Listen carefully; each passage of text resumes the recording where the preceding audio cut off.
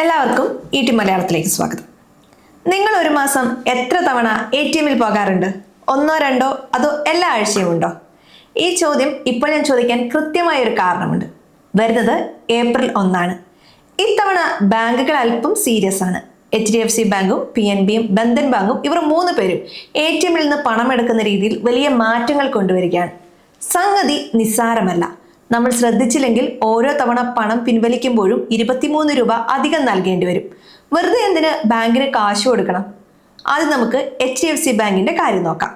നമ്മളിൽ പലർക്കും ഇപ്പോഴുള്ള ഒരു ശീലമുണ്ട്. കയ്യിൽ കാർഡില്ലാത്ത ദിവസം ഫോൺ എടുക്കും, QR കോഡ് സ്കാൻ ചെയ്യും, പണം എടുക്കും. ഈ കാർഡ്ലെസ് വിഡ്രോവൽ സൗകര്യം ഇതുവരെ ഒരു എക്സ്ട്രാ ബെനിഫിറ്റ് പോലെയായിരുന്നു. അതായത് നിങ്ങളുടെ മാസത്തെ ഫ്രീ ലിമിറ്റിൽ ഇത് കൂട്ടിയിരുന്നില്ല. പക്ഷേ ഏപ്രിൽ 1 മുതൽ ആ കളി ഇനി നടപ്പില്ല. ഇനി മുതൽ നിങ്ങൾ കാർഡ് വഴി പണമെടുത്താലും UPI വഴി സ്കാൻ ചെയ്ത് പണമെടുത്താലും എല്ലാം ഒരേ ബക്കറ്റിലാണ് വീഴുന്നത്, ഒരേ ഫ്രീ ലിമിറ്റ്. അതായത് HDFC സേവിങ്സ് ബാങ്ക് അക്കൗണ്ട് ഉള്ളവർക്ക് സ്വന്തം ബാങ്ക് ATM-ൽ 5 തവണയാണ് ഫ്രീ. മറ്റ് ബാങ്കുകളുടെ ATM ആണെങ്കിൽ മെട്രോ നഗരങ്ങളിൽ 3 തവണയും അല്ലാത്തയിടങ്ങളിൽ 5 തവണയും. ഈ ലിമിറ്റ് കഴിഞ്ഞാൽ പിന്നെ ഓരോ തവണയ്ക്കും 23 രൂപയും ടാക്സും നൽകണം. 23 രൂപ എന്ന് കേൾക്കുമ്പോൾ വലിയ തുകയല്ലെന്ന് തോന്നാം. പക്ഷെ ഒന്ന് കൂട്ടി നോക്കൂ. മാസത്തിൽ ഒരു എക്സ്ട്രാ ട്രിപ്പ് വീതം വർഷം 12 തവണ പോയാൽ ഏകദേശം 325 രൂപയോളം വരും. വെറും ഒരു അശ്രദ്ധ കൊണ്ട് നമ്മൾ ബാങ്കിന് വെറുതെ കൊടുക്കുന്ന പണമാണിത്. ഒരു ചെറിയ SIP തുടങ്ങാൻ പറ്റുന്ന തുകയാണിതെന്ന് ഓർക്കണം.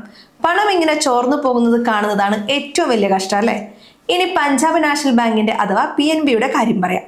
ഇത് കുറച്ചുകൂടി ഗൗരവമുള്ളതാണ്. PNB ചില പ്രത്യേക ഡെബിറ്റ് കാർഡുകളുടെ ഡെയിലി ലിമിറ്റ് വെട്ടിക്കുറയ്ക്കുകയാണ്. ഇതുവരെ 1 ലക്ഷം രൂപ വരെ പിൻവലിക്കാൻ കഴിഞ്ഞിരുന്ന കാർഡുകളിൽ ഇനി മുതൽ ദിവസം 50,000 രൂപ മാത്രമേ കിട്ടുകയുള്ളൂ. റൂപേ പ്ലാറ്റിനം, വിസ ഗോൾഡ് പോലുള്ള കാർഡുകൾ ഉപയോഗിക്കുന്നവർ ഇതൊന്ന് ശ്രദ്ധിക്കണം. പ്രീമിയം കാർഡുകൾ ഉള്ളവർ 1.5 ലക്ഷം വരെ എടുക്കാമായിരുന്നത് ഇനി 75,000 ചുരുങ്ങും. നമ്മുടെ നാട്ടിലൊരു കല്യാണമോ വീടുപണിയോ ഒക്കെ വരുമ്പോൾ വലിയ തുക ക്യാഷായി ആവശ്യം വരാറുണ്ട്. അങ്ങനെയുള്ള സമയത്ത് പ്ലാനിംഗ് തെറ്റിയാൽ പണിപാളും. ഒറ്റ ദിവസം കൊണ്ട് തീരേണ്ട കാര്യം 2 ദിവസം ബാങ്കിൽ കയറി ഇറങ്ങേണ്ടി വരും. സമയം പോകും, മനസമാധാനവും പോകും. ബന്ധൻ ബാങ്കും ഏതാണ്ട് ഇതേ റൂട്ടിലാണ്. അവരും ഫ്രീ ട്രാൻസാക്ഷൻ ലിമിറ്റുകൾ റീസ്ട്രക്ചർ ചെയ്യുകയാണ്. ബാങ്കുകൾ എന്തിനാണ് ഇങ്ങനെ ചെയ്യുന്നതെന്ന് എപ്പോഴെങ്കിലും ചിന്തിച്ചിട്ടുണ്ടോ? ഇതിന് പിന്നിൽ കൃത്യമായൊരു എക്കണോമിക്സ് ഉണ്ട്. ഒരു ATM നടത്തുക എന്നത് ബാങ്കിനെ സംബന്ധിച്ച് വലിയ ചെലവുള്ള കാര്യമാണ്. മെഷീൻ മെയിൻ്റനൻസ്, സെക്യൂരിറ്റി, പണം നിറയ്ക്കാനുള്ള വാഹനം, അങ്ങനെ നീളും ലിസ്റ്റ്. ഡിജിറ്റൽ പേയ്മെന്റുകളെ അപേക്ഷിച്ച് ക്യാഷ് കൈകാര്യം ചെയ്യുന്നത് ബാങ്കിന് ഭാരമാണ്. ആ ഭാരം പതിയെ കസ്റ്റമറുടെ തലയിലേക്ക് വെച്ചു കൊടുക്കുകയാണ് അവർ ചെയ്യുന്നത്. യഥാർത്ഥത്തിൽ ക്യാഷ് ഉപയോഗിക്കുന്നതിന്റെ സൗകര്യത്തിന് അവർ ഒരു പ്രൈസ് ടാഗ് ഇടുകയാണ്. ലെസ് ക്യാഷ് ഇക്കോണമി എന്ന ലക്ഷ്യത്തിലേക്കുള്ള ഒരു തള്ളൽ കൂടിയാണിത്. UPI ആകുമ്പോൾ എല്ലാം സുതാര്യമാണ്, ട്രാക്ക് ചെയ്യാൻ എളുപ്പവുമാണ്. അപ്പോൾ നമ്മൾ എന്താണ് ഇനി ചെയ്യേണ്ടത്? ഒന്നാമതായി നിങ്ങളുടെ ബാങ്ക് ആപ്പ് ഒന്ന് തുറന്നു നോക്കണം. നിങ്ങളുടെ കാർഡിന്റെ ലിമിറ്റ് എത്രയാണെന്നും പുതിയ നിയമം നിങ്ങളെ എങ്ങനെയൊക്കെ ബാധിക്കുമെന്നും കൃത്യമായി മനസ്സിലാക്കണം. രണ്ടാമത്തെ കാര്യം, വിഡ്രോവൽ ഒന്ന് പ്ലാൻ ചെയ്യുക. 2,000 രൂപ വീതം 4 തവണ ATM-ൽ പോകുന്നതിന് പകരം 8,000 രൂപ ഒറ്റ തവണയായി എടുക്കുക. ഫ്രീ ലിമിറ്റ് സേഫ് ആകും, ചാർജും ലാഭിക്കാം.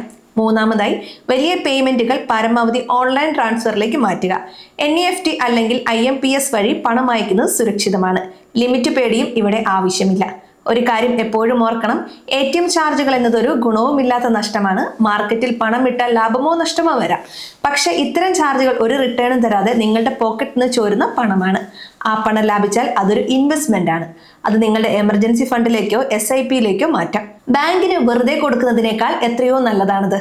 ഈ വീഡിയോ അറിവിലേക്കായി മാത്രമുള്ളതാണ്. ഇവിടെ പറഞ്ഞ കാര്യങ്ങളൊന്നും ഒരു നിക്ഷേപ ഉപദേശമല്ല. നിക്ഷേപ തീരുമാനങ്ങൾ എടുക്കുന്നതിന് മുമ്പ് ഒരു SEBI രജിസ്ട്രേഡ് അഡ്വൈസറുമായി സംസാരിക്കുക. നന്ദി.